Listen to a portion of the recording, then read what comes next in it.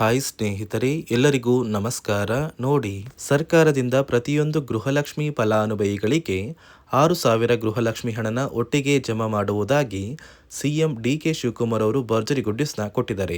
ಅದೇ ರೀತಿ ಈಗಾಗಲೇ ಫಲಾನುಭವಿಗಳಿಗೆ 6,000 ಹಣ ಜಮಾ ಆಗೋದಕ್ಕೆ ಶುರುವಾಗಿದ್ದು, ಸುಮಾರು 4 ಲಕ್ಷಕ್ಕಿಂತ ಅಧಿಕ ಮಹಿಳೆಯರಿಗೆ ಸರ್ಕಾರ ಒಂದು ಶಾಕಿಂಗ್ ನ್ಯೂಸ್ನ ಕೊಟ್ಟಿದ್ದು, ಈ ಫಲಾನುಭವಿಗಳಿಗೆ ಗೃಹಲಕ್ಷ್ಮಿ ಹಣ ಕ್ಯಾನ್ಸಲ್ ಆಗ್ತಾ ಇದೆ. ಅದೇ ರೀತಿ ಸರ್ಕಾರದಿಂದ 6,000 ಗೃಹಲಕ್ಷ್ಮಿ ಹಣ ಈಗಾಗಲೇ ಜಮಾ ಆಗ್ತಾ ಇದ್ದು ನಿಮ್ಮ ಬ್ಯಾಂಕ್ ಖಾತೆಗೆ ಇಂದು ಭಾನುವಾರ ಜುಲೈ 5ರಿಂದ ಕರ್ನಾಟಕದ 24 ಜಿಲ್ಲೆಗಳ ಪ್ರತಿ ಫಲಾನುಭವಿಗಳಿಗೆ ಈ 6,000 ಹಣ ಬರ್ತಾ ಇದೆ.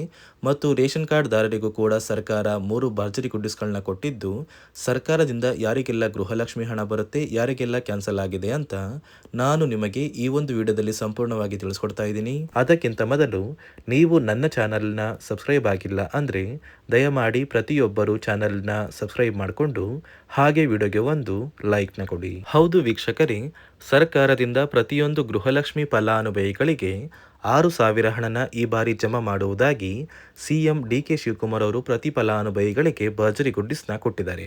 ಆದರೆ ಇದರ ಜೊತೆಗೆ ಒಂದು ಮುಖ್ಯವಾದ ಶಾಕಿಂಗ್ ನ್ಯೂಸ್ ಕೂಡ ಕೊಟ್ಟಿದ್ದಾರೆ. ಸುಮಾರು 4ರಿಂದ 5 ಲಕ್ಷಕ್ಕಿಂತ ಅಧಿಕ ಮಹಿಳೆಯರಿಗೆ ಇನ್ನು ಮುಂದೆ ಗೃಹಲಕ್ಷ್ಮಿ ಹಣನ ಸರ್ಕಾರ ಕ್ಯಾನ್ಸಲ್ ಮಾಡಿದೆ. ಅಂದರೆ ನಿಮ್ಮ ಬ್ಯಾಂಕ್ ಖಾತೆಗೂ ಕೂಡ ಗೃಹಲಕ್ಷ್ಮಿ ಹಣ ಕ್ಯಾನ್ಸಲ್ ಆಗುವ ಸಾಧ್ಯತೆ ಇದೆ.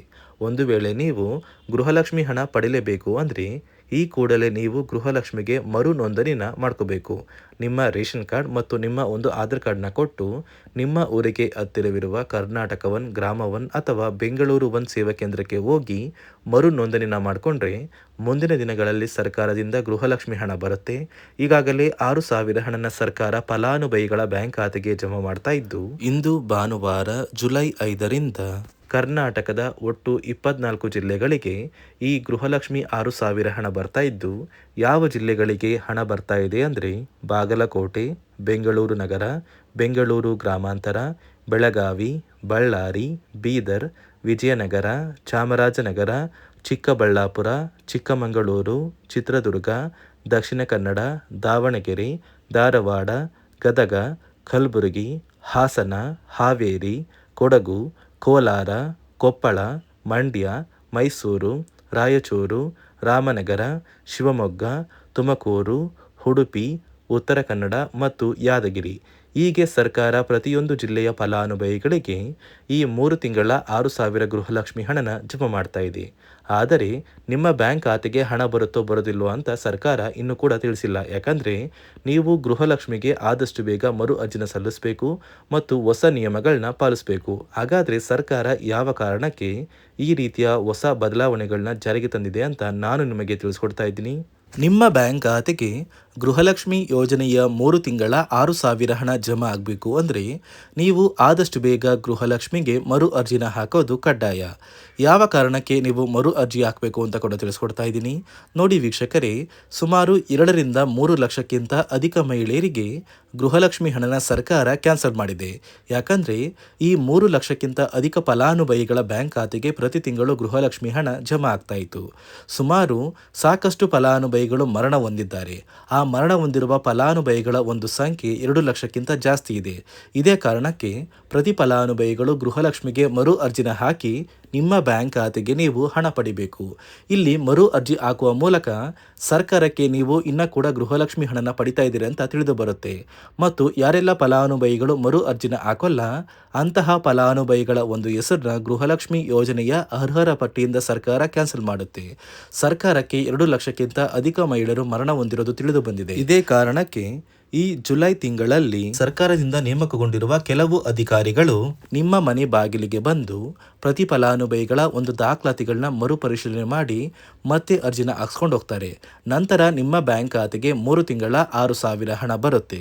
ಅದೇ ರೀತಿ ಇನ್ನು ಮುಂದೆ ಪ್ರತಿ ವರ್ಷವೂ ಕೂಡ ನೀವು ವರ್ಷದ ಕೊನೆಯಲ್ಲಿ ಗೃಹಲಕ್ಷ್ಮಿಗೆ ನೀವು ಹೊಂದಿರುವ ಲೈಫ್ ಸರ್ಟಿಫಿಕೇಟ್ನ ಕೊಟ್ಟು ಅರ್ಜಿನ ಹಾಕಿದ್ರೆ ಮಾತ್ರ ಆ ಒಂದು ವರ್ಷದಲ್ಲಿ ಪ್ರತಿ ತಿಂಗಳು ಗೃಹಲಕ್ಷ್ಮಿ ಯೋಜನೆಯ 6,000 ಹಣ ಬರುತ್ತೆ.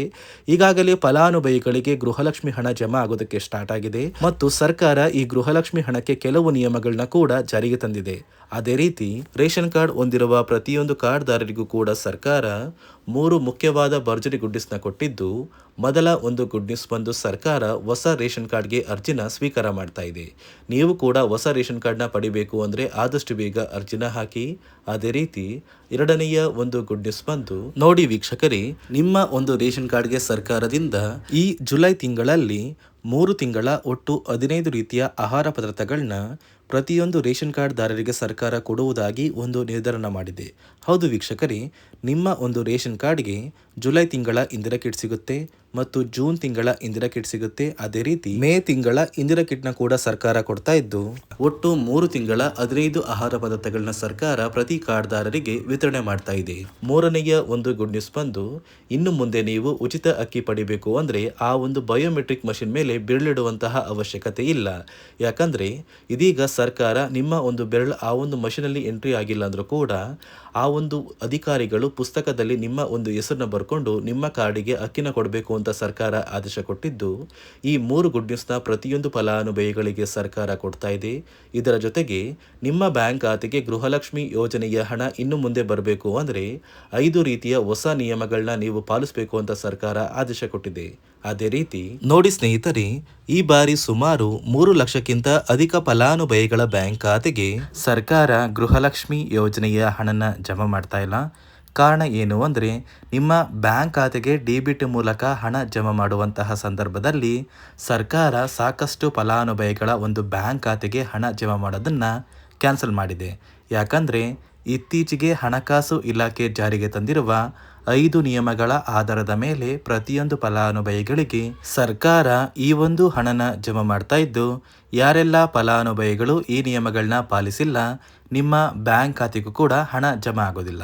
ಹಾಗಾದರೆ ಬನ್ನಿ ಸ್ನೇಹಿತರೆ, ಸರ್ಕಾರ ಜಾರಿಗೆ ತಂದಿರುವ ಆ 5 ಹೊಸ ನಿಯಮಗಳು ಏನು ಅಂತ ನಾನು ನಿಮಗೆ ತಿಳಿಸ್ಕೊಡ್ತಾ ಇದ್ದೀನಿ.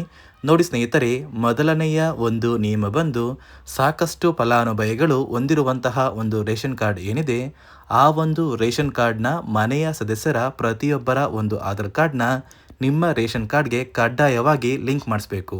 ಅಂದರೆ ಈ ಒಂದು ಲಿಂಕ್ ಮಾಡಿಸುವಂತಹ ಒಂದು ಪ್ರೊಸೀಜರ್ಗೆ ಸರ್ಕಾರ KYC ಅಂತ ಕರೀತಾರೆ. ನಿಮ್ಮ ರೇಷನ್ ಕಾರ್ಡ್ಗೆ ಇನ್ನೂ ಸಹ KYC ಆಗಿಲ್ಲ ಅಂದರೆ ನಿಮ್ಮ ಬ್ಯಾಂಕ್ ಖಾತೆಗೆ ಸರ್ಕಾರ ಮುಂದಿನ ದಿನಗಳಲ್ಲಿ ಗೃಹಲಕ್ಷ್ಮಿ ಯೋಜನೆಯ ಹಣನ ಕ್ಯಾನ್ಸಲ್ ಮಾಡುತ್ತೆ.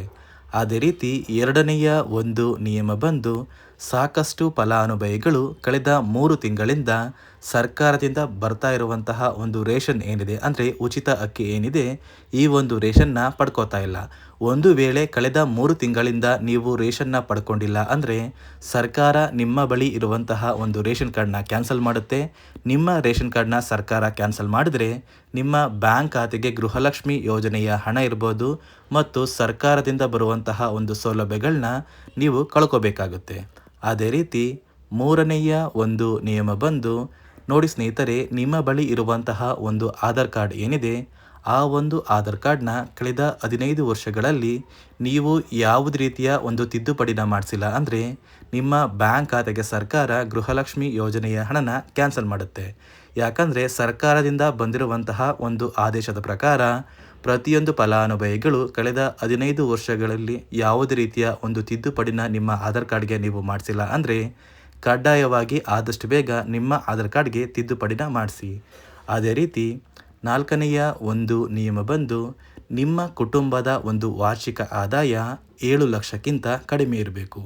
ಒಂದು ವೇಳೆ ನಿಮ್ಮ ಕುಟುಂಬದ ವಾರ್ಷಿಕ ಆದಾಯ 7 ಲಕ್ಷಕ್ಕಿಂತ ಜಾಸ್ತಿ ಇದ್ದರೆ ನಿಮ್ಮ ಬ್ಯಾಂಕ್ ಖಾತೆಗೆ ಸರ್ಕಾರ ಗೃಹಲಕ್ಷ್ಮಿ ಯೋಜನೆಯ ಹಣನ ಕ್ಯಾನ್ಸಲ್ ಮಾಡುತ್ತೆ. ಅದೇ ರೀತಿ 5ನೆಯ ಒಂದು ನಿಯಮ ಬಂದು, ನಿಮ್ಮ ಕುಟುಂಬದ ಸದಸ್ಯರು ಅಥವಾ ಗೃಹಲಕ್ಷ್ಮಿ ಯೋಜನೆಯ ಫಲಾನುಭವಿಗಳು ಯಾರು ಕೂಡ ಸರ್ಕಾರಿ ನೌಕರರಾಗಿ ಕಾರ್ಯನಿರ್ವಹಿಸ್ತಾ ಇರಬಾರ್ದು.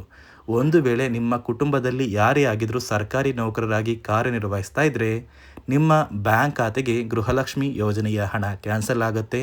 ಈ 5 ನಿಯಮಗಳ ಆಧಾರದ ಮೇಲೆ ಪ್ರತಿಯೊಂದು ಫಲಾನುಭವಿಗಳಿಗೆ ಸರ್ಕಾರ ಹಣ ಜಮಾ ಮಾಡ್ತಾ ಇದೆ. ಒಂದು ವೇಳೆ ನೀವು ಈ 5 ನಿಯಮಗಳನ್ನ ಪಾಲಿಸಿಲ್ಲ ಅಂದರೆ ನೀವು ಕೂಡ ಗೃಹಲಕ್ಷ್ಮಿ ಯೋಜನೆಯ ಹಣದಿಂದ ವಂಚಿತರಾಗಬೇಕಾಗುತ್ತೆ. ನೋಡಿ ವೀಕ್ಷಕರೇ, ಇಂದು ಭಾನುವಾರ ಜುಲೈ 5ರಂದು ಕರ್ನಾಟಕದ ಒಟ್ಟು 24 ಜಿಲ್ಲೆಗಳಿಗೆ ಸರ್ಕಾರ 3 ತಿಂಗಳ 6,000 ಗೃಹಲಕ್ಷ್ಮಿ ಹಣನ ಜಮಾ ಮಾಡ್ತಾ ಇದೆ. ಮತ್ತು ರೇಷನ್ ಕಾರ್ಡ್ದಾರರಿಗೂ ಕೂಡ ಭರ್ಜರಿ ಗುಡ್ ನ್ಯೂಸ್ನ ಕೊಟ್ಟಿದೆ. ಅದೇ ರೀತಿ ಆದಷ್ಟು ಬೇಗ ನೀವು ಗೃಹಲಕ್ಷ್ಮಿಗೆ ಮರು ಅರ್ಜಿ ಹಾಕಿ ಅಂತ ಹೇಳ್ತಾ, ಇದಿಷ್ಟು ಸರ್ಕಾರದಿಂದ ಬಂದಿರುವ ಮಾಹಿತಿಯಾಗಿದ್ದು, ನಾನು ಕೊಟ್ಟಿರುವ ಮಾಹಿತಿ ನಿಮಗೆ ಇಷ್ಟ ಆಗಿದ್ದಲ್ಲಿ ನನ್ನ ಚಾನಲ್ನ ಸಬ್ಸ್ಕ್ರೈಬ್ ಮಾಡಿಕೊಂಡು ಹಾಗೆ ವಿಡಿಯೋಗೆ ಒಂದು ಲೈಕ್ನ ಕೊಡಿ.